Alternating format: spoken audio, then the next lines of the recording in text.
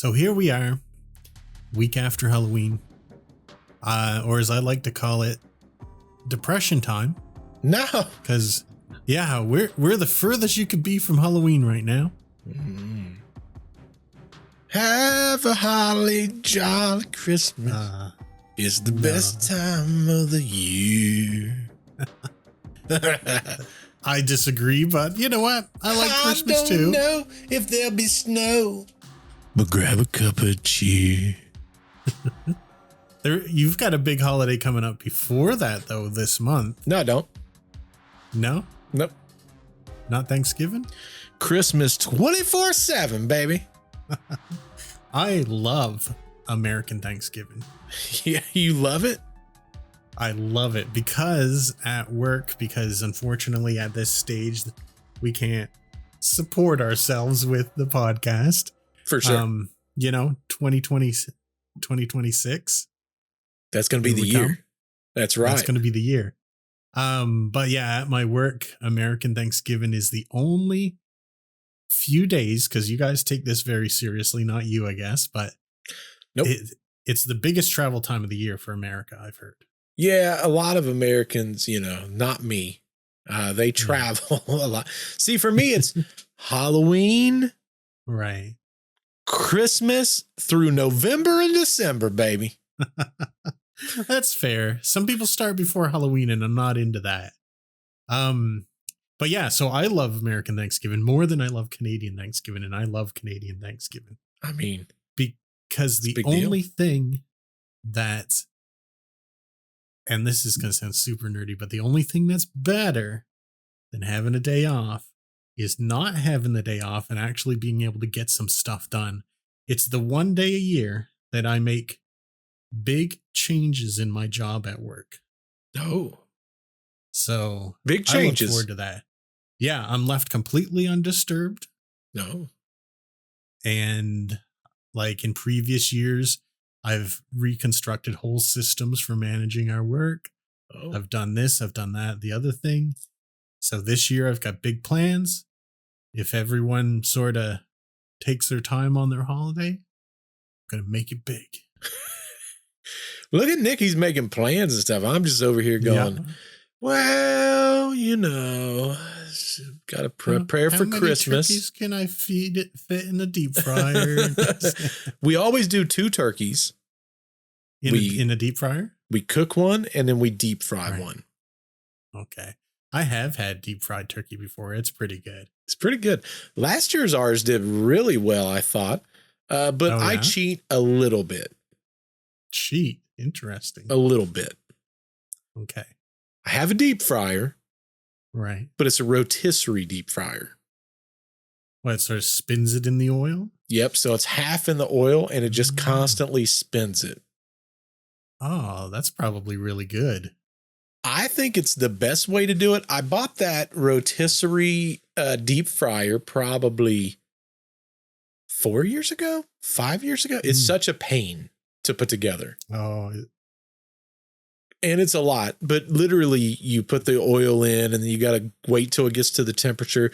The turkey can't be, any form of liquid in it. No ice. It can't have any of that. It can only go up to 14 pounds. Okay. But it's just there on the spigot, just but it cooks it mesmerizing. It cooks it fast. Oh, it's got to. I mean, you can't leave an animal in hot oil for very long, I don't think. Well, you figure I bet in the oven, I bet it's 2 to 3 times longer than in the deep fryer. Yeah. I know people get up early to start their turkeys and stuff like that. Yeah, that's us. We throw it in the oven and then there's me. Oh, it's about noon. Oh, let me get that turkey in there.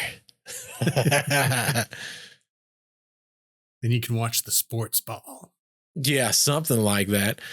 People, it's a religious holiday for many because, Thanksgiving football is happening. Oh, yeah.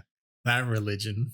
Yeah. And then there's me that's like, I don't care about none of this stuff. I just Ghost specials. If you come to Bert's house, you're watching ghost specials. That's right.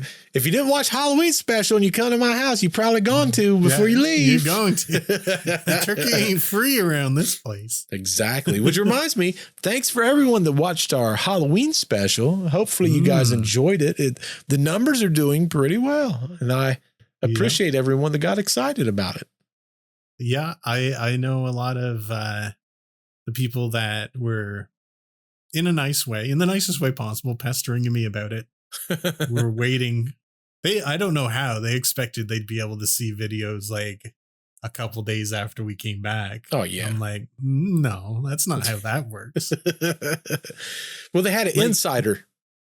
Right. Well, maybe if they really meant it, they could have grabbed a cam and watched it for 24 hours. Exactly. So I never thought I could have been like, but you know what? See, a regular person who's not devoted like us might just be like, yeah, I get the gist of it. Maybe so. It's kind of a, like we said early on, it's kind of deceiving how long that stuff takes. Yeah. You know, you figure those cams were 14 hours and they just, if you watch them, you're going to watch more than 14 hours because once you get in there and you start putting your notes in and looking at everything, it's like, dude, that's crazy. It's crazy how long. I cannot wait for the next one because the part I really didn't like, and we had no way around it, was stopping it, going into the spreadsheet, typing in the numbers, all that jazz. But we've got a solution for that. Yep. And next time it's going to be a joy. I hope so. I really do hope so. It's funny because I've backed up all the videos on 2 hard drives. And I think what I'm going to do is each year I'm just going to put on a hard drive, label the hard drive that year, and then whatever ghost hunts we do, it'll just go on that one hard drive. And the only reason I would ever access it again is if I need something. Right. But I think I'm going to put all the videos on one really large hard drive. So I've got a 7 terabyte that I put all of our videos on. Right. Like every episode of Deceptive Reality, all the original video, all the original audio, all of them for the last however long we've been doing this now, they're all on that 7 terabyte hard drive. Right. And then all of the Wildwood and Hinsdale audio and video is all sitting there also. And the DVR where we caught probably the best evidence of a shadow person is sitting right down there, and it is officially retired.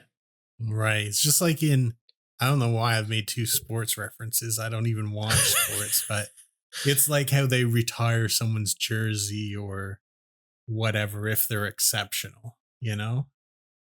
Here's the way I look at it. I don't think I'll ever be able to replicate what's sitting on that DVR. So that's sad in a way, though. It is, because that bar is way up here. I know. And it's if we can never do that again, like it's going to be a little demoralizing. I think that we'll capture some amazing things, especially with the new tools that, you know, we plan on implementing in the field. But when it comes to catching a shadow person on video, I've never seen one so clear, so perfectly defined, perfect movement, not even for a split second. I think if you put total camera time, it's on camera for like 3.5, maybe 4 seconds. Right. Now, I mentioned to you, but I want to bring it up on the podcast again. A lot of the people I showed it to have kids either around that age or you know, young kids. We don't know the age of this thing, but they've had kids of different ages as they've grown up. And they said, you know, as a mom, I spent so much time with that kid or my kids that they would run behind me and I'd see that exact shadow on the wall or something like that. And they said, there's nothing you could tell me from the movement, how it's leaning, everything, that's anything but a child. That's the thing. I don't think that we will ever be able to harness that much luck into another DVR. And that's a 3 terabyte DVR. I could record multiple things, but my fear is that I use it again and somehow those files get deleted. Yeah. And especially having them on there, because this, I feel like I'm rehashing like the hour or so we talked before we come on here, but I think it's important. Yeah. You can't put things on there. You can only take it off. Right. So it being retired, that's the unadulterated footage. And if we really had to, we could say, here, take it right off the DVR. You'll see. And that's the thing. Like if someone ever wanted 1,000% bona fide proof and they had enough name appeal and a big enough whatever, Discovery Channel comes to me and goes, we heard you have a DVR. Here it is. How much are you willing to pay? Yeah. A movie, one day when they create this amazing movie about Nick and I. Okay. Which will end with me going missing. Most definitely. Let's just be realistic about it. Exactly. Could you imagine, Nick? We create I believe in 2026, 2027, I think we're going to change the entire landscape of paranormal. That would be awesome. And I'm not saying that from we've got a video of a shadow man. I'm saying we do. Okay.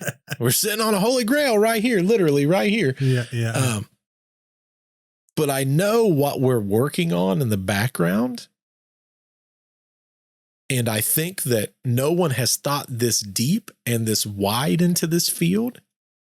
And a lot of people goes, well, you guys aren't really ghost hunters. You guys aren't really this or that. Why do it?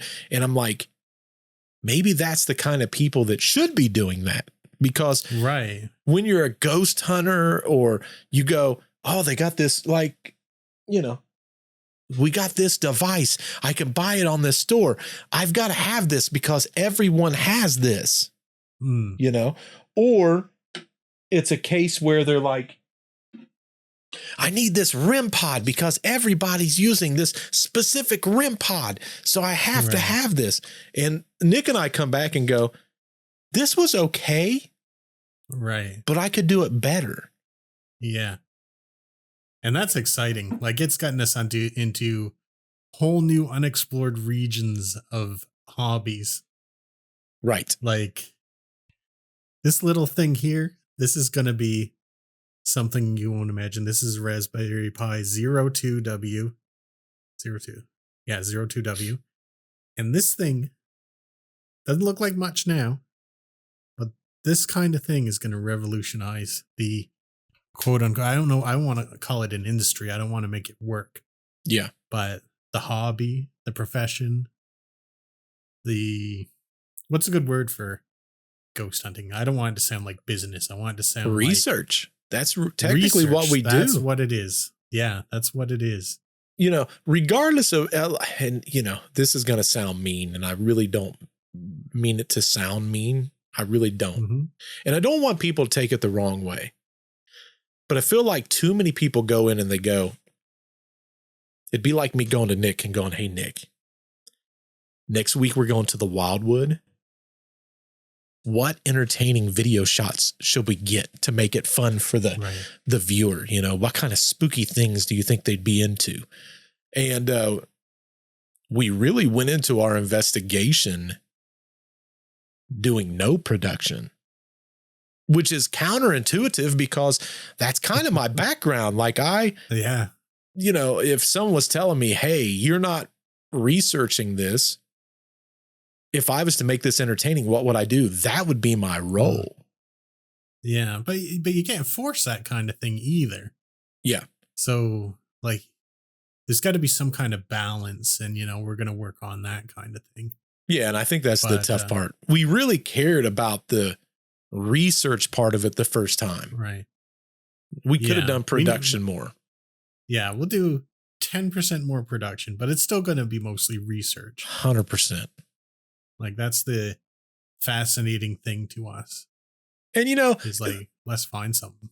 And it's, you know, some of the dumb things like the little cat balls, like everyone, they're like, oh, that's not a researcher's device. Like, that's just a little cat ball. You know, why are you guys using stuff like this? And it's like, well, this little thing right here by itself means nothing.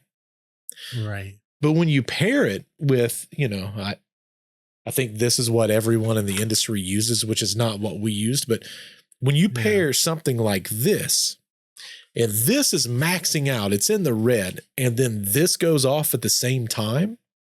Mm-hmm.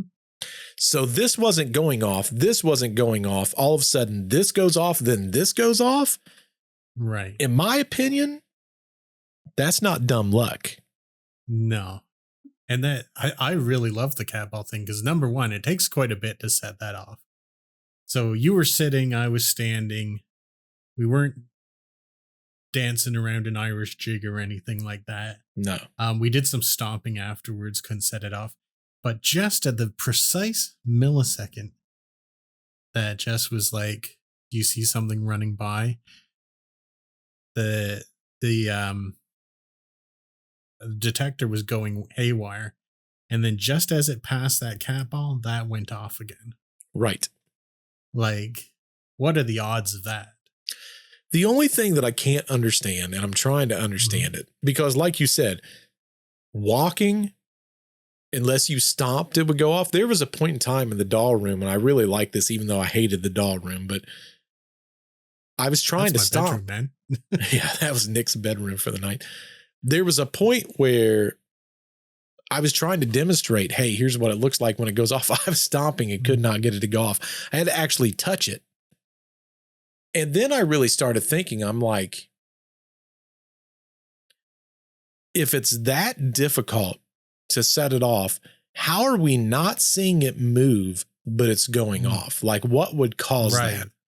That's kind of weird, isn't it? It's weird because it doesn't make sense. Yeah, I've like sat here and stared at this thing, and it's just, I can kind of see, like, it's enclosed in here, but there's these two little almost antenna things that I think if you hit it hard enough, like this is turned off right now, by the way. Yeah. If you hit it hard enough, these things wiggle and they'll maybe connect or something like that. I was wondering if it was like almost like what do they call that? Where it feels a deviation in like the movement or something. Like a gyroscope. That's what I was thinking. Like a gyroscope or something. But they weren't moving. Like if you look at the videos that we had, they never once moved. Not even a millimeter. They didn't move at all. Right. But they would still go off. And I don't understand why that is. I will have this forever as a memento. Oh, me too. I love it. Those are also retired. Yeah, I don't know how many cats they've entertained, but they've entertained me a lot. Well, you're basically a cat, Nick. Basically, I am, and that's why I said earlier I'm definitely gonna disappear on one of these because I'm very into going into the scary place, even if my logical side is like, oh, that's not a good idea. I'm like, shut up, logical side. Yeah, logical side, stupid logical side trying to keep me down. Can't keep me down. It reminds me of I'm reading an audiobook now called The Stairway in the Woods. Yeah. Have you heard all those like stories about people finding just random stairways in the middle of the woods? Yep. Well, in this story, these four teenagers are partying out in the woods, and they come across this stairway that leads to nothing in the middle of the woods. So in the middle of the night, one of the guys says, man, that stairway is super spooky. I'm going to go up it. And everyone's like, don't do that, man. Oh, don't do that. But anyway, he gets in his head. He's going to go up the stairway. So he goes over and finds it in the middle of the woods. You know, trees growing up, so it's hard to believe there was a foundation or anything there. So he climbs up the stairway and they're all at the bottom. They don't want to have anything to do with it. And they can see that sort of like a gateway opens up at the top. And he steps into it. He's like, oh, that's scary. Goes in anyway. So that's total me. I would do that. Yeah. Bert would I don't know how it ends yet, so I don't know if that's a good idea or not. Yeah, but he goes into it, and the stairways and everything's gone. They missed their opportunity. Their friend is missing. They don't see him again. So that's how Deceptive Reality is going to end. At least the part that I'm in on it. Yeah, that's a hard pass from me. Just FYI. Yeah. Hard pass. I don't know why, but I just can't resist. Something's a little scary. I'm just like, gotta go. Well, there was a point in time, if you watch the video, where Nick's like, hold on, I need to see that video one more time. Yeah. Yeah. I was like, oh, I'm excited, but I'm a little freaked out now. Yeah, let me see that one more time. Just one more time. Yeah. Oh, I'm not beyond fear. I got plenty of fear. And I Nick's just don't like, listen to that. Nick's like, I got plenty of that, but it's I don't know. I'm excited to see what 2026 brings. Oh, heck yeah. Big things. What we know about already and the stuff we don't even know about yet. That's true. Because I feel like it's constantly evolving. Like at this point, I think I told you before the podcast, I said, everything that I thought I knew, I've darn near changed my opinion on. Yeah. Yeah. I was bad pun, dead set against the dead bell. And now I'm kind of like, yeah, man, that's where it's at. And as I've thought about it more, it's like, if I were just to walk into a room and I see something completely alien and foreign to me, I'm not going to be super hesitant to be touching all over it and, that kind of thing. Because I remember you told me a story one time about if someone found a nuclear reactor. Yep. A caveman found a nuclear reactor. They just know that something's hurting them, but they wouldn't know what it was. Right. If I was a ghost from the 19-dickety-twos and I go into a room and there's this thing for, as far as I can tell, this is like an invader from Mars or, the day the Earth stood still.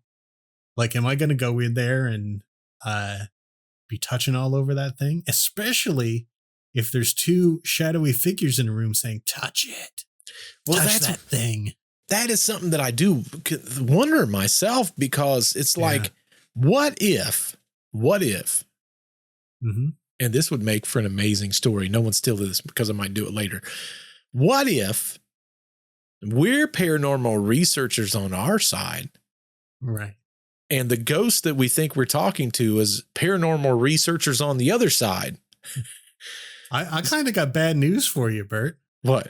There's a movie like this where there's a family living in the house that have all died and they don't realize it, and they're being haunted by the living people who move in afterwards. You're talking about The Others, right? No, it was another one. Another one on top of The Others? Yeah. Man, I haven't actually watched The Others. Oh, The so Others I didn't is even so know good. that's what that was about. I'm going to have to watch spoiler. that. Maybe tonight. Spoiler. Sorry, folks. Yeah. I can't remember what this one was like. The whole family was like haunting the house. Yeah. But the girl knew that something was not right, because if she left, she'd just come right back into the house. None of the rest of the family could realize it. Oh. But she and the others would see things in the house, and to them, it looks like ghosts. And on the other side, they look like ghosts. So let me set up a scenario for you. Yeah. You're super familiar with your house. You go into your bedroom one night and there's this wild device there with lights flashing and, crazy beeping sounds. And you're like sort of taken aback. You're like, whoa, what is this? How did this get here? Right. What's it even do? And then you hear these ghostly voices, touch it. Touch it. Yeah. And you're like, it sounds like they're trying to trap me, or like these demons are trying to get me to touch this demon device. And they're like, on the count of 3, touch it. I've been like, I ain't touching on no count of 3. Right. Like you'd leave or you'd get mad, right? Right. Or you'd be like, all the things that we sort of encountered, because like you said yourself, man, when I count to 3, they never do it. Never do it. Never once did they do it. You're just a demonic voice on the other side getting them to try and touch a strange contraption. You're probably not wrong. The bell, I walk into, similar scenario. You walk into your bedroom, you see a door hop bell, like from a hotel on your bed. Yep. You know what this thing is. Like, It's not threatening to you. No. And you hear a voice, can you touch the bell? I'd be like, ding. Right. Like that's not going to hurt you. Right. But you want to sort of encourage, see what these things are going to say. And then they're like, hit the bell once for yes, twice for no. And so, you might play along with it to a certain degree. Maybe in a little bit, you're going to get spooked out and you're just going to take off from there. Right. And you're going to bring your family back to see this bell. Meanwhile, the investigators have gone to another room and took the bell with them. So now you look like a crazy ghost. Right. Right. But this is the kind of thing that I think that in this field we have to think about. Is the device you're expecting someone to interact with something they'd be comfortable interacting with in their time? Well, you know how they say interdimensional planes, we're basically reliving, like there's different variations of us doing different things. Mm-hmm. What if in our world, we have a bell, but in an alternate reality, that Bert also has a bell that brings the bell into the room and we set it in the same place, but there's key fractional differences between the two. Right. So, there's this Bert that sets his bell down right there and the other Bert sets his bell down right there. And they're like, can you tap the bell? And maybe we're saying it roughly the same time. And then there's a Nick on the other side that says, ring the bell. I guess I'm the scary demon that they... We still laugh about that. Jess and I laughed about that. I don't know how long, because there's Nick over there. Ring the bell. And I'm over there like, can you please ring the bell? Have you ever seen a horror movie where there's like whispers and it's like, ring the bell, and all of a sudden this loud voice comes in, ring the bell. Well, that's why I was laughing because there was even a part in the doll room where you're like, can you do this? Can you do that? Can you do this, do that, do that? And then at the very end you go, maybe if you ask them nicely. I'm like, all right, well, the demon version didn't work. Okay, let's try the nice version. Nope, this room is dead. Yeah, I know. There's a lot we got to investigate. We don't know. Maybe the angry version works. In the first investigation, Paul was quite angry at some points. He was. And that got a reaction. But you know what's weird? The highest EMFs we had was after they left. Maybe they were scared to come out. I don't know. I feel like there's certain time periods where whatever it is, it just ramps up naturally. Now, why that's is, true. I don't know. Yeah, something that's going to haunt me, pardon the pun, all this time is the 921 thing. Yeah.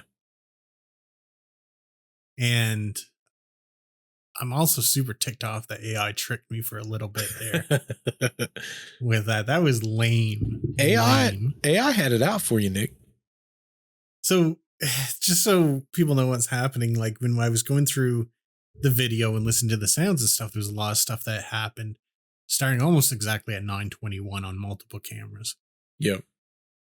And that was roughly the time, like not exact, but roughly after 9 was when we were in Tommy's room and all that stuff went down. Yep. And just a whole plethora of stuff was going on. So I kept writing down 921 or something like that. So I said, just out of curiosity, I'm going to go on Google and I'm going to type in Wildwood Sanitarium. Wildwood Sanitarium, 9:21 p.m. Yep. So it does that AI thing, which I never trust at all anymore.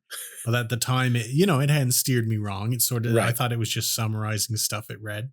Yep. And it come out this big long paragraph. And it says multiple investigators at the Wildwood Sanitarium have experienced paranormal events starting at 9:21 p.m.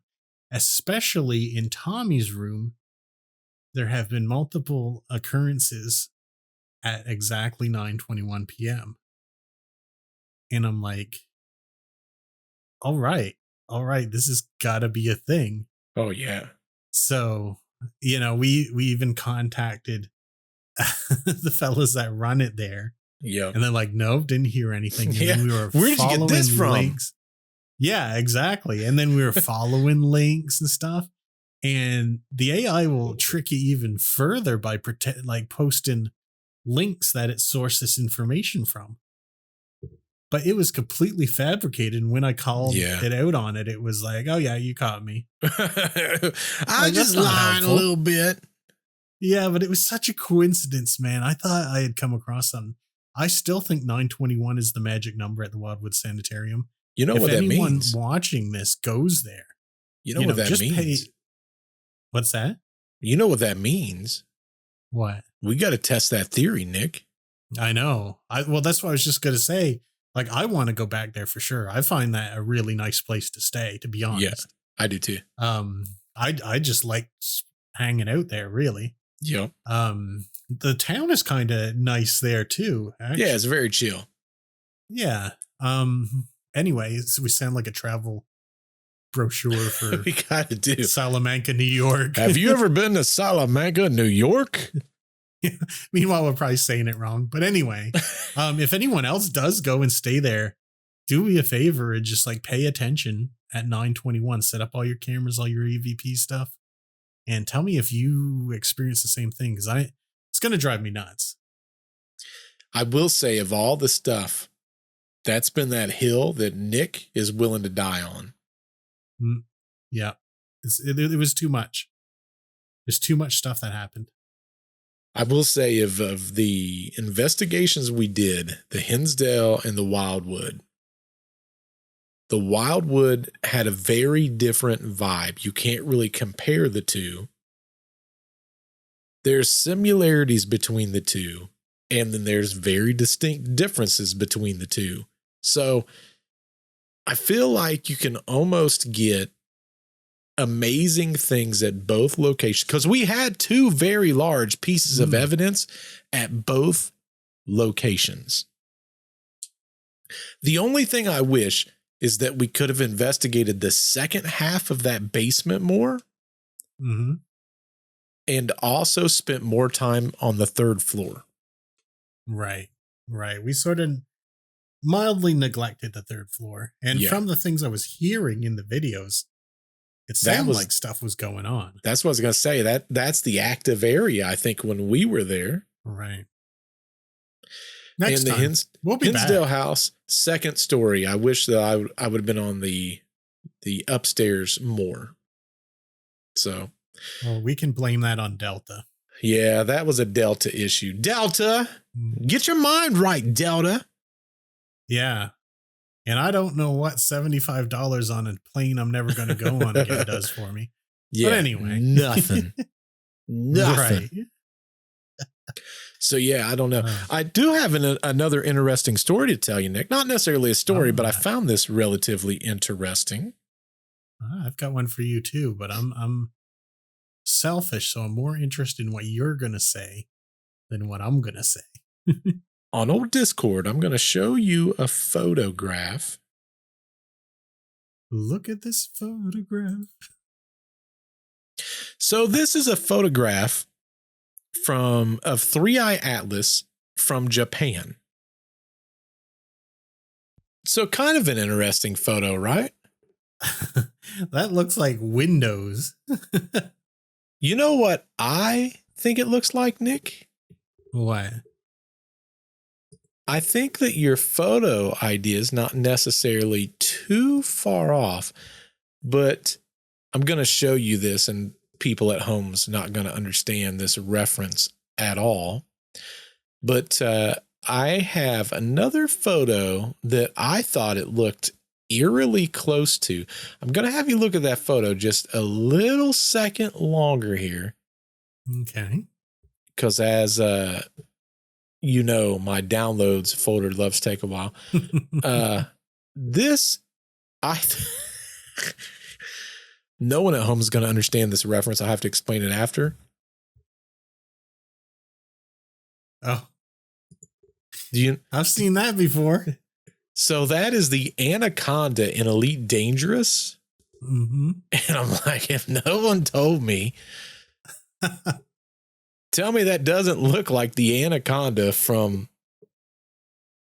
Even with the lighting or paint job, it looks almost identical. That's what I'm saying. So my opinion is we live in a simulation now, and someone's just playing Elite Dangerous in the background.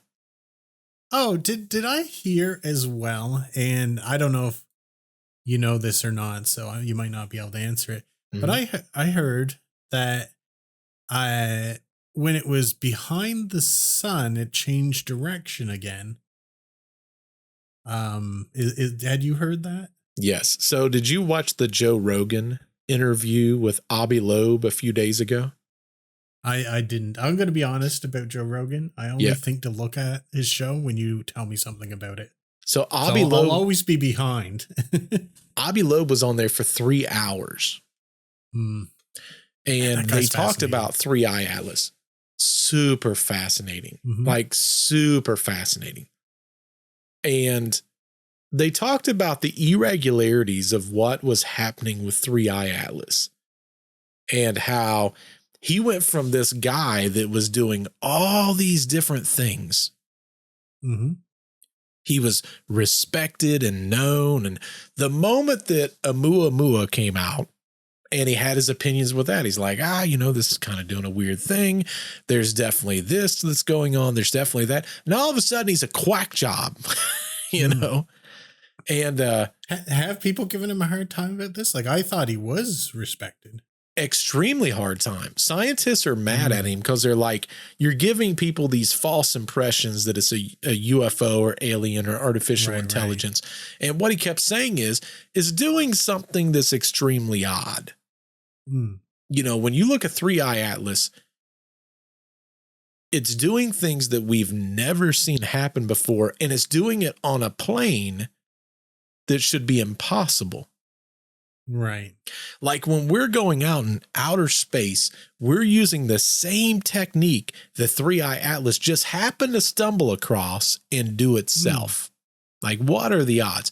But the most interesting thing about 3-Eye Atlas is when it left the sun, it accelerated faster than it started. I think this is what I heard about.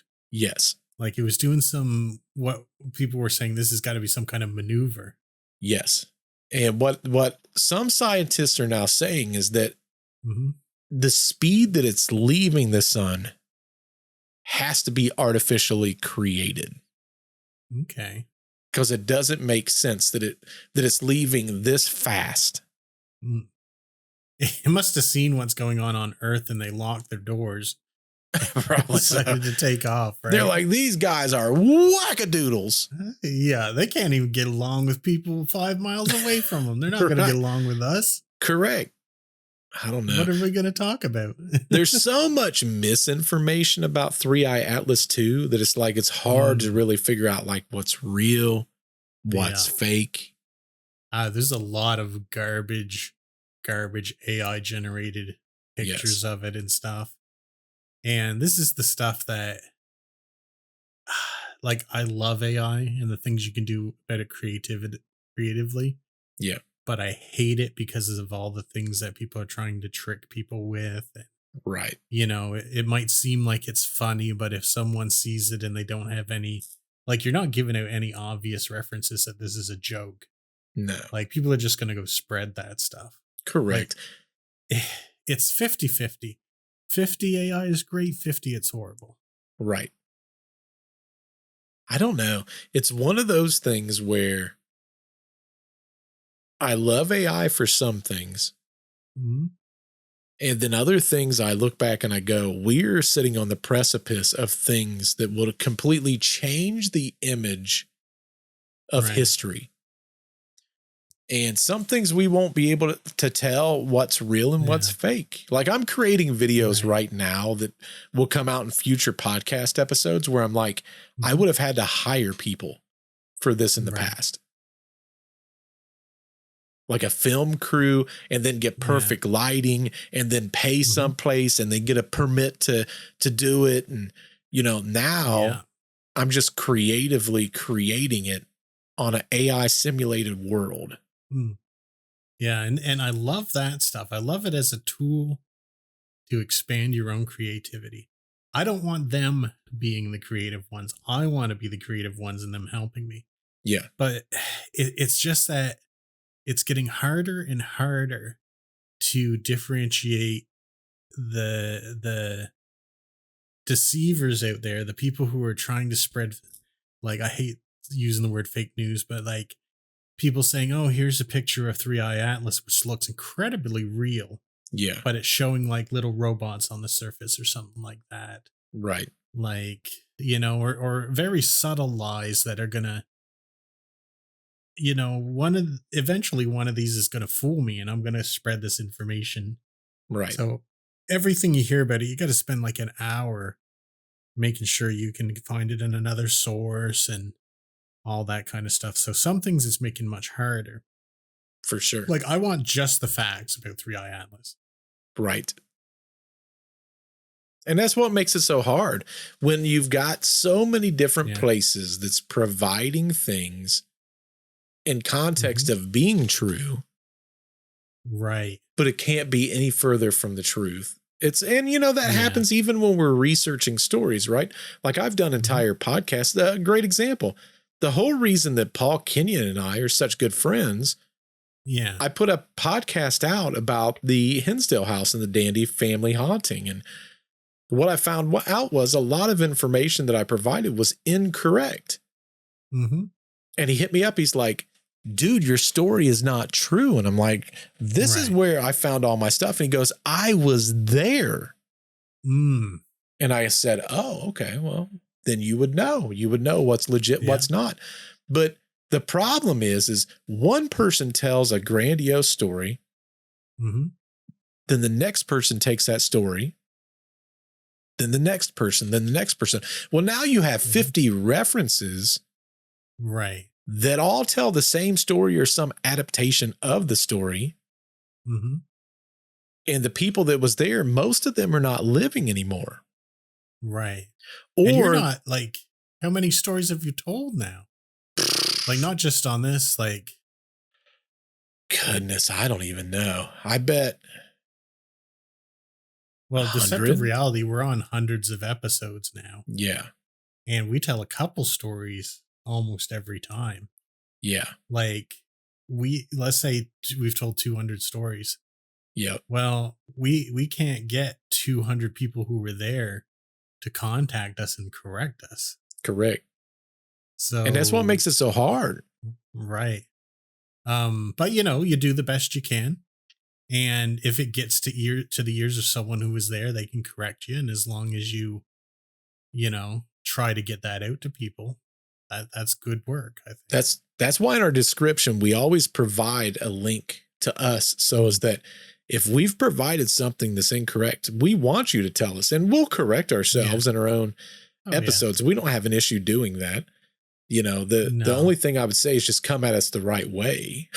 You know what I'm saying? Yeah. Don't come with pitchforks and torches, please. We're not monsters. I will say that the AI deep research that I'm using right now, it generally will get most of the facts. Yeah. Like I said, it's a good tool for the right purposes. Right. But you got to check it. Even on their own thing, it says, like ChatGPT, it says ChatGPT makes frequent mistakes, so please check it. Right. Kind of things. Like, if you ever want a frustrating time, get it to explain to you the ending of not Dead by. Get it to try to explain the ending of Dead by Dawn, or no, what was it called? Dawn of the Dead. Yeah. To you. I had to argue with it for 40, like I've watched that movie like 3 times. I know how it ends, and I was just trying to get it to tell me how it ended, and it took me like 30 to 45 minutes of arguing with it I couldn't convince them that they didn't make it to a military aircraft carrier. Yep. Like, where's that even come from? It couldn't even tell me where it got that from. Right. But so you don't know what you're going to get. You got to do your extra research. And if you can talk to someone who was at the place, which you don't always get a chance to talk to, let them correct you. Well, I found out, I was watching also on Joe Rogan, Elon Musk was on there a few days ago. Mm-hmm. And he was talking about AI there for a while. And do you know that a lot of AI was trained on people on Reddit? Oh, that's disturbing. Yeah, so it's like, good luck getting legit. I could go on Reddit right now and read you something where you're like, say what? What are you talking about? Right? I guess it's better than 4chan, but not by much. Not by much. Let me tell you, I go on Reddit probably a few times a week just looking for like different things. Mm-hmm. And I'm always shocked by some of the, what's a nice way to put it? Questionable things I see on there. Like, it's funny because I just happened to glance at my Reddit just now because I wasn't even that as notifications, and I was flipping through my notifications, make sure I didn't miss something important. But one of the notifications was from Reddit, and it was it was in I'm not even gonna say the name of it. It was in a subreddit where someone's talking about, are spirits real? And it's like, well, you probably shouldn't have asked that question in that one, because who knows? Yeah. I don't know. It's scary that it was trained on some pages within Reddit also, though. Well, here's a good idea of how I feel about Reddit. Things pop up on my phone, and if I'm interested, I'll glance over it. But I wrote a tool to help me upload the podcast without errors, because the smallest thing can set off the XML and that kind of thing. So I wanted to take as much of the human error part out of it as possible. So I wrote something that helps me format the XML. And while I was doing that, because I give myself a scope creep. Like, I'll think of other things I want things to do while I'm building things, and I get on a tangent and waste way too much time. But I built something that shows me in the past week the absolute most popular 10 paranormal stories on Reddit and the absolute most popular 10 paranormal videos on YouTube for the past week. Yep. And it can actually dig this information from upvotes on Reddit and aggregated like counts for the week on YouTube. And it does exactly what I asked it to do. Yep. But I never use that tool because it is garbage that people like on there. Yeah. Like a bit of a breeze pushes a napkin on a table outside. Right. Like, that's upvoted 600 times. Like, get real. What is that? That's nothing. See, but that's the thing. I feel like there's a lot of people and a lot of bots on Reddit. And from what I hear, I think it's like the same with Twitter and Instagram. Like, you can send bots to upvote anything if you're willing to pay the money for it. Oh, yeah. And I doubt they're really checking for that. Oh, yeah. I highly doubt it. Yeah. Like, maybe some very superficial checks or something like that. If they saw like upvotes coming from the apparent same IP, they don't allow that, I know. But well, they don't even see it. Strict a lot. They don't see it, though. Like, I'm a mod on multiple. Like, I'm the mod on our Deceptive Reality Reddit, on Retraced Echoes, on Certifiable Ghosts. Like, those are all subreddits that I built. Right. And if someone upvotes, I can't see who upvoted that. Yeah. But I mean, the system probably doesn't allow, since I'm coming from this IP, to upvote more than once on the same thing. It probably stops that. Probably. Yeah. Like, it wouldn't go to a moderator. You guys would never be able to keep up. What would 600 upvotes look like coming to a moderator? Not much. Yeah, not a whole lot, depending on the size of the subreddit. But that aside, those stories are not good. No. It's not helped me once. The YouTube videos are in foreign languages that I don't understand, and they're mostly fake things. But I think where they've got higher populations, they get a lot more likes and stuff. Yeah, for sure. But I did come across a very interesting story I'd like to tell you. Yeah, for sure. I'm ready. Have you ever heard of the Bowen's family? Like the aeroplane? No, it's Bowens. Oh, no. I know some Bowens, though. Oh, yeah? Yeah. Have they had any spooky occurrences? No, I think they're actually pronounced Bowens. I think it's Bowens. Oh, okay. I think this one is Bowen's. So maybe they're distant relatives. They could be from a different country, maybe different origin stories. Maybe.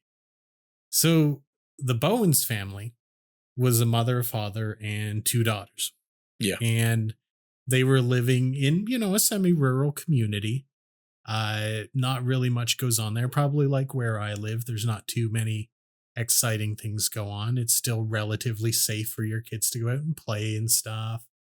And they had a nice big house, like well kept up and that kind of thing.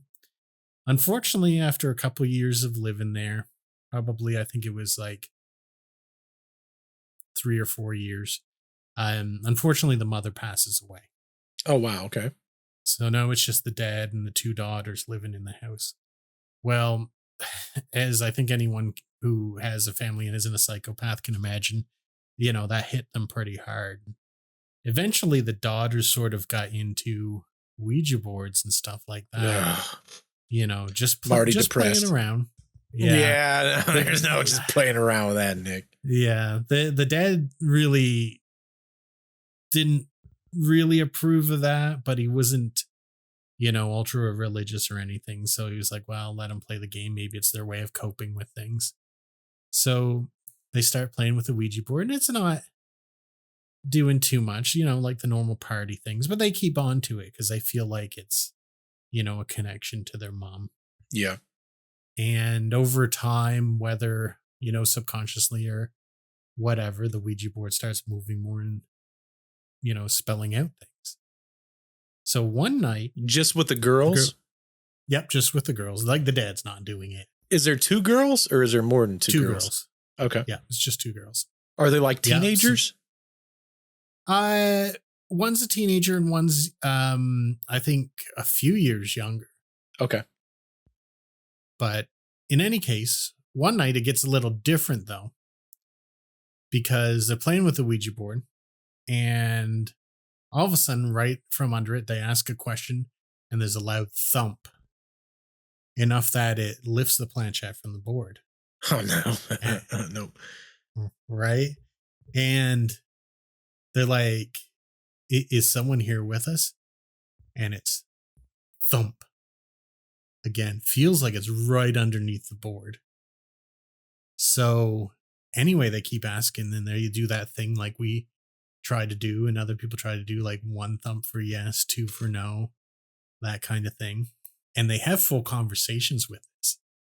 And it's like, and this is sad to say, but they're like, Mom, is that you? And it's like, boom. And they're like, is this some other spirit trying to trick us? Boom, boom. So it's saying no, it's claiming to be their mother. Yeah. So the only thing is whenever the dad is around, because they try to show it to him on multiple occasions, and won't respond. Oh, gee, I wonder why. Because it's a demon. Right. So, I mean, that's the first thing I was thinking, because I didn't know where this story was going. Yeah, demon. And I guarantee you don't either. Yeah, I'd bet it's a demon. Even now. I bet it's a demon. We'll see. So anyway, they keep going on with this. They're getting really into it. Because they feel like it's a connection to their mom. They feel really good about it. It's not told them anything nasty or anything like that. Anyway, you know what's going to happen next? I bet I know. What's that? I bet I know. based on every paranormal story, it's going to turn into knocking and scratching in the walls. And the knocks are probably going to be in the form of 3 knocks. Wait, no, I changed my answer. Hold on. Okay. It's going to knock on the door first, which will allow the demon in, because that's how all these stories work. Then the knocking on the walls and the scratching. For 500 Alex. So some of that began to happen. Because whenever they'd say goodbye, they'd hear a scratching, almost if something was scurrying along the floor in a way. Okay? Demons.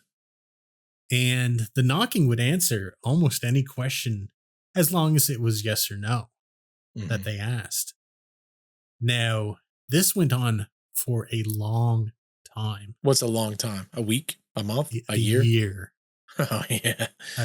A infestation. Year, it would never respond when the father's around. But occasionally he started to hear scratchings, that kind of stuff, but it wouldn't talk to him. So after about the first year, other things started happening that weren't so cool. Yeah, I bet. That they'd leave a room and come back and things would be moved. Or things would move from one room to another without really any explanation of how it happened. Oh, no, there's an explanation. Right. Demons. So this in conjunction with them speaking to their mom through the Ouija board or other spirits and stuff like that, and the knocks. And, they didn't have to use the Ouija board. They could just ask a question. Yeah. And, sometimes it would respond, sometimes it wouldn't. Like, it's not always there. And it mattered who was where in the house and stuff. Yep. That kind of thing. But so with these things moving around, this happened probably like a whole other year. Like, this is 2 years going on now. And then things started to get a little bit malevolent. Yeah, think. But see, the daughters started to sort of turn on each other a little bit, because they were started thinking that the other one was faking all of this. Yeah, exactly. Because one's diary would be found open on the other one's bed in their room. And things would go missing and not move to another location. And when one of the daughters would get mad about it, it would show up in the backpack of the other daughter or something like that. So it's almost like it was playing them off each other, making some kind of discord there. Yep. And so they went through a phase where they thought it was the other one. But then they were like, no, because, we were together all day. There's no way you got my diary and put it on your bed. Or, there's no way that either of us were able to do this. Yep. Like, it always had, like, if we were together all day today and we leave the room and come back and something's moved, it's neither of us. And it's not Dad doing it. Yeah. Like, he's not in on that. So it's getting around the 2.5 year mark. Yep. Where the dad was like, he put up with it for a while because they were talking about it. And then he'd get mad and they'd stop talking about it, but they'd keep doing it secretly. And he actually caught the knocking happening and the responding. Oh, he caught it like in audio? No, he was like just on the other side of, he heard it and he's like, something is going on. And he listened for a while and it was definitely answering his daughters. I thought for like 2 seconds he was about to bring out an audio file and I was like, oh, this is getting good. Oh no, man, I wish.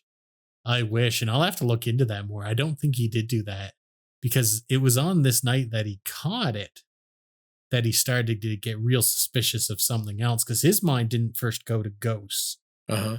It went to demons. Something's in the house. Oh. Is there something in the walls, rats in the walls? How does it not go to demons, folks? I know, like, especially where he hears it respond. Gosh. Yeah. So he investigates the house. He searches the house up and down, everything. He doesn't find anything out of place, anything unexpected. There's no signs of rats or other pests, although I don't know why he'd expect to see that. Yeah. So he's mystified, but for some reason, it doesn't seem to care if he hears anymore. Oh.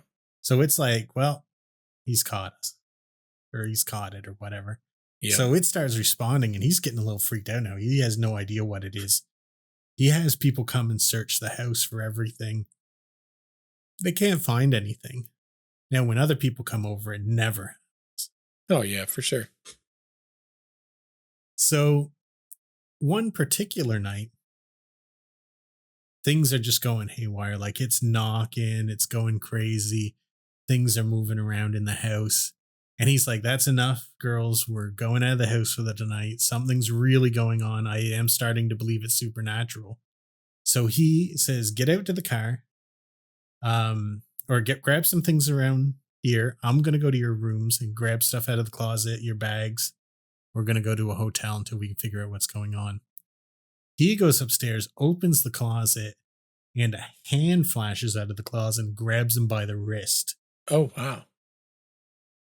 And a person stands up just very casually. Their face is painted white and black and covered in red. And whatever grabs him tells him to sit down because it's carrying his axe from the basement. So it ties him up. It grabs the girls and ties them up. And they all said, whatever this is, whoever this is, they were completely unconcerned. They were expressionless, and ties them up.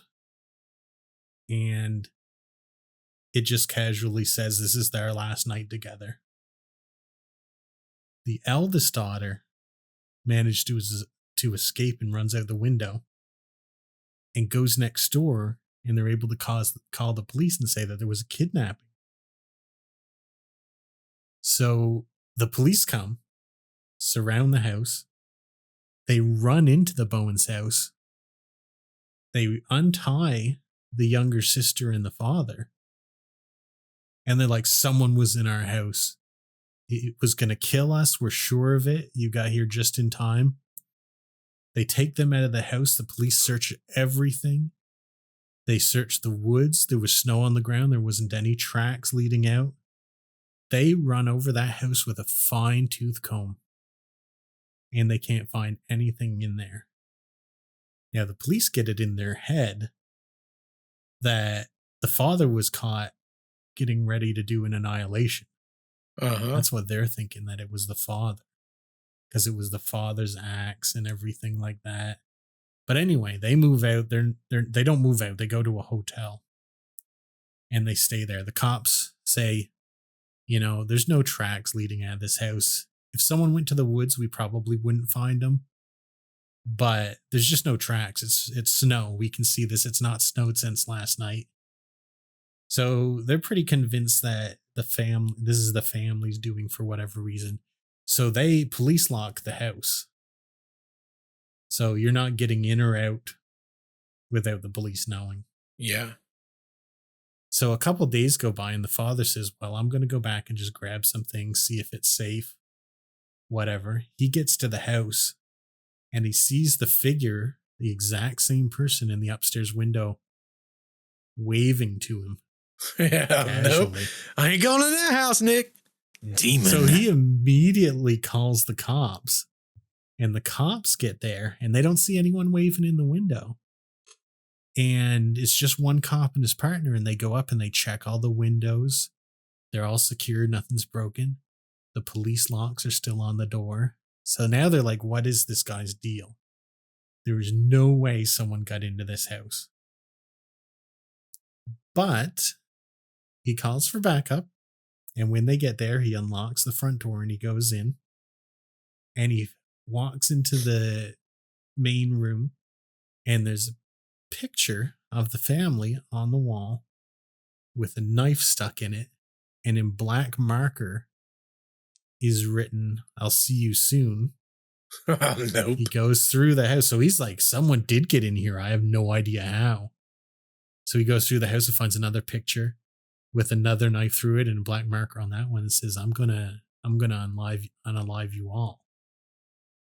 Or I'm gonna kill you all, is basically what he says. So they're like, what the hell is going on here?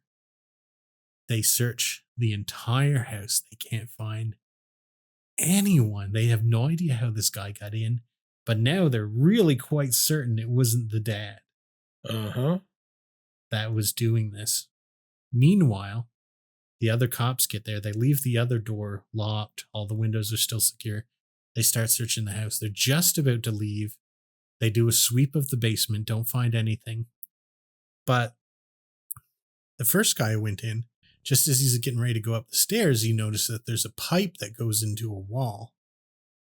And he goes up and asks the father and says, what's that pipe going into the wall down there? And the father's like, well, we had a lot of piping and it just didn't look good. So we walled up that section so he didn't have to look at pipes every time we went down to do laundry. So the police officer goes down and he rips open the wall, and behind the wall, just stuffed right to the very top, is old clothing that had gone missing from the family. Right top to bottom in this little tiny space, probably no bigger than a couple times the size of my desk here. And he's like, well, no one seals away pipes and throws old clothes in there. So they start digging with all this clothing that was stolen from the family. And all of a sudden, the guy sees black hair. And he sticks his gun in that and says, I want you real slowly to raise your hands. And 2 hands come up. And when he sees there's nothing in the guy's hands, he rips them out of the room. And it's this teenager that was just expressionless. He said it reminded him of how they talk about Michael Myers in the movies. Yeah. This kid had no expression. He didn't say anything. His heart wasn't racing. He could tell by grabbing him by the wrist. He was completely calm. Wouldn't say a word. Anyway, they take him out of the house. And this is where it gets really disturbing for the family. Because they find out that it was him all along in the walls. And he would take out electrical fixtures so he could peek on them and close them. And when they left a room, he could get into the room and get out again. And the worst part is when the elder daughter saw who it was, she recognized him because they had been chatting on her phone 3 years ago. Oh, no way. He represented what he looked like. And she went on a blind date with him. And when she got there, he was just deranged looking and really weird. But she finished the date and then went home and never spoke to him again. And no one even heard from him again. So they didn't even know what was going on. But for 3 years, he lived in the walls of their house. And he had tunneled so he could get to almost every room in that house like a rat in the walls. And he had convinced them that they were talking to their deceased mother. And he started to turn the girls against each other because he thought it would make it so much easier when he decided to end all their lives if they weren't working together. Like he had this all calculated and he was patient. So he went to jail for that. And I think it was just like 6 months later, he went to a hearing and it was completely botched. No one showed up for it. So they set a $10,000 bail for him that his mother paid by mortgaging her house. And they just released him and lost track of him. Please tell me he's not on the run. So he got out 6 months after he did all of this. And he didn't go back to that house, but he started breaking into other houses and immediately unaliving the people in those houses. Dude, that's crazy. Including a pregnant school teacher. But this was happening all in this quiet town that had never really had any kind of occurrence. And he was just doing it. He wasn't taking anything. He'd break into a house, unalive the people, wait a couple nights, move into another one. And the only way they ended up catching him again, because remember, it was a big mistake that he was out entirely. The police in this town did not know he was out, but these things that were happening kind of had his signature on it. And the only way they caught him is they found a pillow outside, and leading into the woods, they found a wet plaid jacket. And then it led back to his mother's old home, the one that she had to sell to get him bonded. Yep. And they found wet socks inside the house. And after searching inside the house, they eventually found him, and he's in jail to this day. And they do not believe that he can ever be trusted with the public again, because there's no theft motivations. There's no, in the initial one, there might have been an obsession, but after that, he just seems like he got a taste for that kind of evil. What lesson did we learn, boys and girls? Don't go on blind dates, number one. Well, that's not the lesson. What's the lesson? Don't never ghost nobody.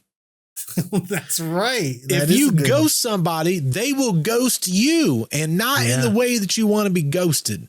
All right. So did that end up the way you expected it to? No, not at all. I thought it was demon. It still could be a demon. Maybe he's possessed. I only heard this story a couple days ago. Yep. But I got to admit that when some of the crazier stuff was happening at the Wildwood, I was wondering if there was someone in there that we didn't know about. There was legit.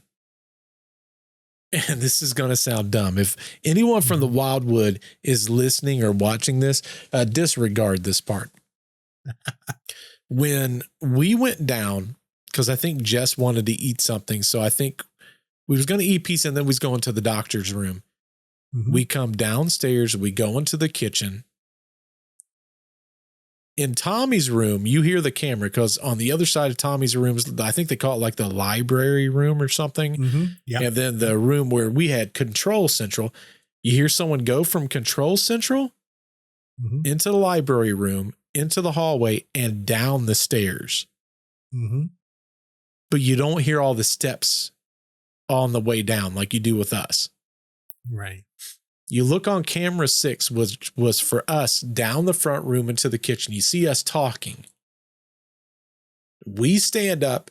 We start coming out of the kitchen, and on Tommy's camera, you hear the footsteps run back up the stairs, through the library room, and what sounds like into our room as we get to the stairway. Right. And it's almost like someone who knows the Wildwood extremely well was there just checking to see where we were. Yeah. And now that it's over, and I know that's not possible. Yeah. But I kept thinking, and this is sort of what kept me pretty motivated and enjoying watching the tapes, is I said at some point or another, I'm going to see someone run from one place to another. It never happened. And it's not possible that someone else was there. But just with the sounds you hear on the cameras, like the running up in the stairs all night long, the voices and stuff like that, you just have to wonder, is there someone else there? Because even when you should be believing, there's still some natural part of you that wants to be skeptical of the paranormal. Right. Well, and that's the thing. When we was watching everything, and then when I was on Tommy's room and I heard that, I said to myself, I wished I would have had a camera in the library room that was going into Tommy's room. But that place is so massive. I mean, you could set up cameras for days and not have everything. Well, I'm glad we didn't set up more, because we would not have gotten a chance to watch them anyway. We wouldn't have. So, I don't know. Good story, Nick. I like that one. Yeah, I literally just heard it a couple days ago. Super creepy. You know what else is super creepy? What's that? When we open these doggone blind boxes. Do you have a blind box this week, Dick? I sure do. I have my other Beetlejuice one, because we've not done it in a couple weeks. We have not done it. That's true. Right. So let's get to opening. What one? I know you got a Stranger Thing one, but are we series 2 or series 1 here? I'm doing series 2, and I'm going to do something a little different this time. Okay. If on a series 2, if I get one that I've already got, I've got a whole bunch of series 2 characters. Yeah, like a Will. But if I've got one that I've already got, I've got these little boxes right here that is just the character and the thing. So if this is a Will, throwing him away, and then we're going to open one of these boxes until I get somebody new. I got to remember to bring my knife to the desk next time. You doggone right, Nick. Got to have them. All right. I think it's your turn to go first. No, I think I went first last time. Did you? I think so. It's been a long time, but we'll say I did. All right, let's do a Beetlejuice one. Beetlejuice. Well, this one feels large, and it's not a sandworm, so. Oh, that could be good, Nick.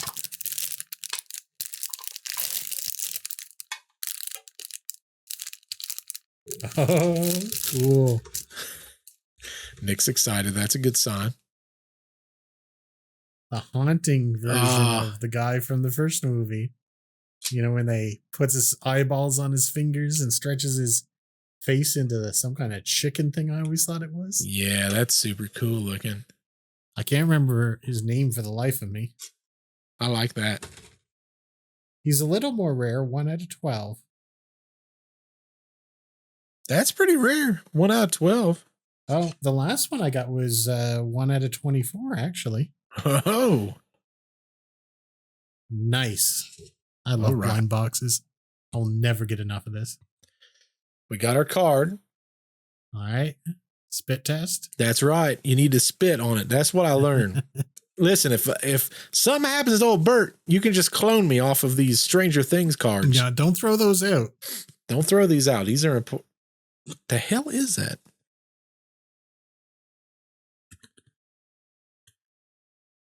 I think I know what this is. Stranger Things is out this month, by the way. It is. What day is it? The 26th or something? I think so.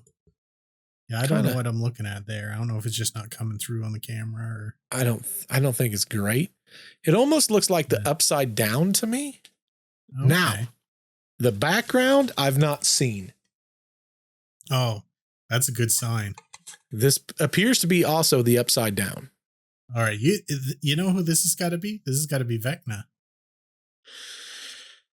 That would make the most sense, but this thing does some weird things. So I'm going to open the one first. Yeah.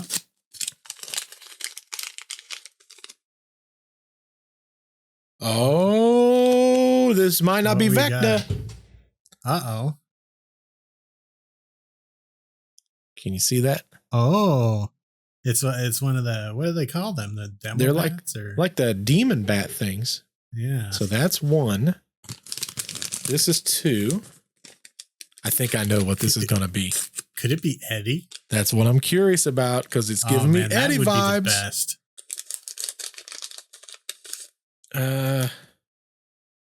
Well, crap.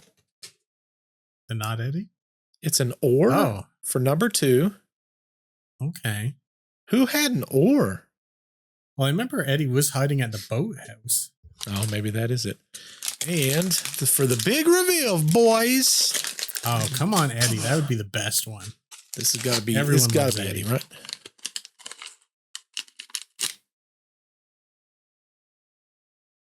Oh, this is the bad guy. Oh, no. Isn't that who this is? Who was the guy that was the butthole? Wait, no, is that Steve?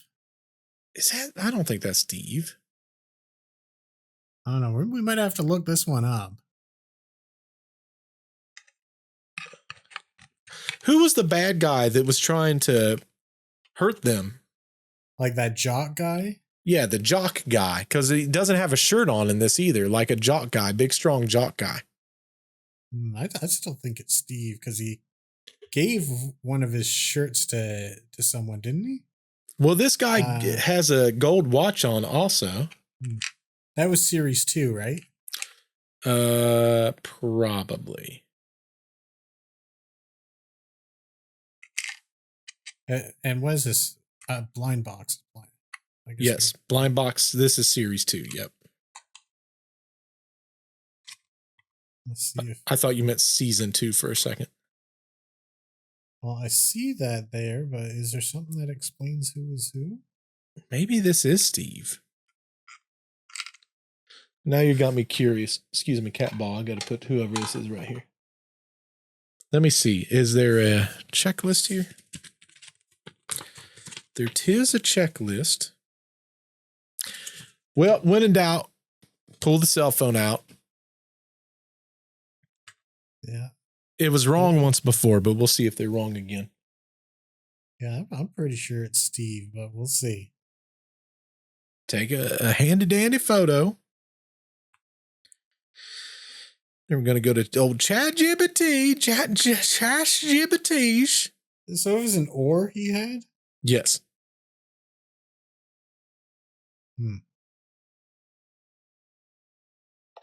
Hey, ChatGPT. Hey there, Bert.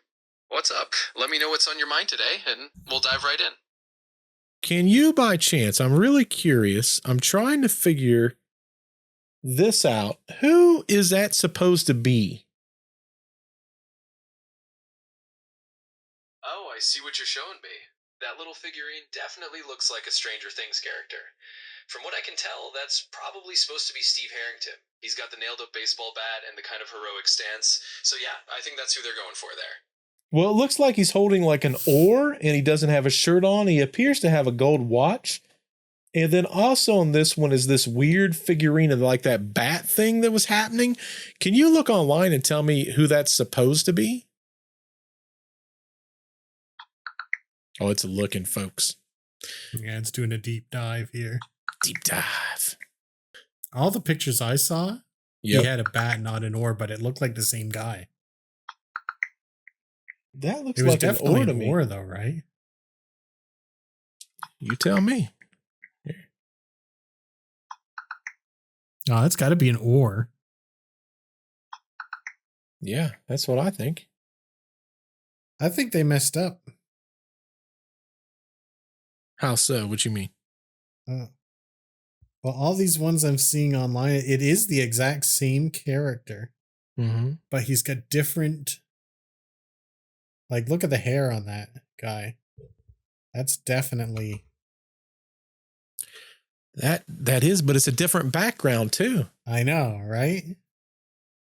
And like this guy shirtless. Oh, it says the shirtless guy holding an oar in the Yumi Stranger Things Series 2 blind box is the character Keith.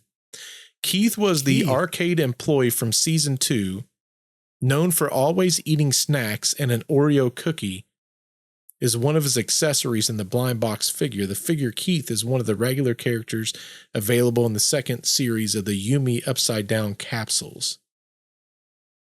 I do not think that is right. I don't know who Keith is. Who's Keith? I don't know him, but this picture is marked as Steve. I don't think that's Steve, though. Man, I don't know. It doesn't look like Keith. I just looked up Keith. I have no clue who this guy is. Yeah, we're going to have to come back to this. Because here's Steve. Mm-hmm. Oh, yeah, that's right. You already had Steve. Yeah, see, they don't look the same. I mean, I guess their ears kind of does look the same. Different shoes. Yeah. Their hair is similar-ish.